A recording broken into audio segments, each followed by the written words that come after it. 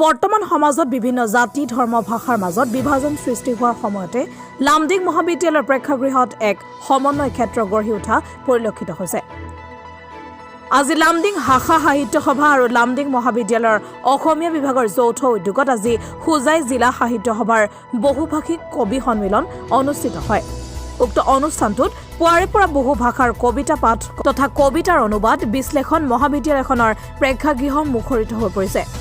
ৰূপকৰ দেৱক শ্ৰদ্ধাঞ্জলি তথা চিৰ চেনেহী মোৰ ভাষা জননী গীতিৰে অনুষ্ঠানটিৰ শুভ আৰম্ভণি হয়। আজিৰ এই বহুভাষিক কবি সন্মিলনত মিচিং, তিৱা, কোচ, ডিমাচা, অসমীয়া, বাংলা, নেপালী, হিন্দী, মণিপুৰী, কাৰ্বিকে ধৰি সকলো জনগোষ্ঠীৰ বহু কবিয়ে এই সন্মিলনত কবিতা আবৃত্তি কৰে। অনুষ্ঠানত উপস্থিত আছিল হোজাই জিলাৰ বহু সাহিত্যপ্ৰেমী ৰাইজ। অনুষ্ঠানত জিলা সম্পাদক অনুপ বৰঠাকুৰে উল্লেখ কৰে যে অসমীয়া ভাষাৰ অস্তিত্ব এই উদীয়মান কবিসকলে এনেদৰে জীয়াই ৰাখিব বুলি আশা প্ৰকাশ কৰে।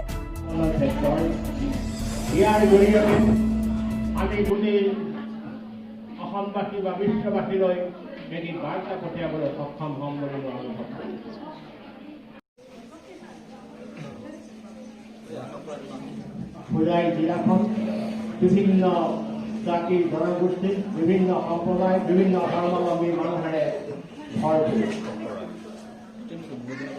অনৈক্যৰ মাজত ঐক্যৰ যি মহামূল মন্ত্ৰ, এই মহামূল মন্ত্ৰক আঁকোৱালি লৈ হোজাই জিলাই আগুৱাই গৈ আছে। আমি ক'ব পাৰোঁ হোজাই জিলাখন এখন মিনি ইণ্ডিয়া। মাজলৈ আহিছো।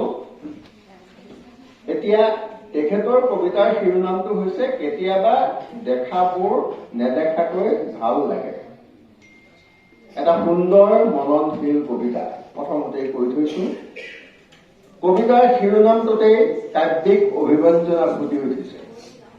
কেতিয়াবা দেখাবোৰ নেদেখাকৈ ভাল লাগে। কিমান সুন্দৰ অভিব্যঞ্জনা ইয়াত ফুটি উঠিছে।